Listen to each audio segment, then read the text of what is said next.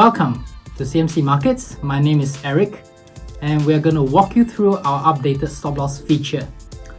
As you may know, CFD is traded on leverage and with margin.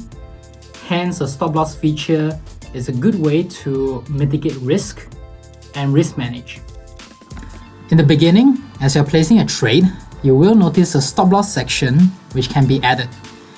Now, some products will indicate margin reducing, in which case, take note of the price within the green box. That will be the threshold.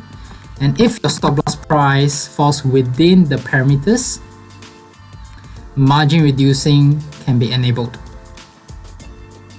Once added and order placed, you can now track your order under Positions tab, respective trade, total margin. You can also add in a separate trailing stop or GSL load guaranteed stop loss order. And if you want to find out more information, please come in touch with us.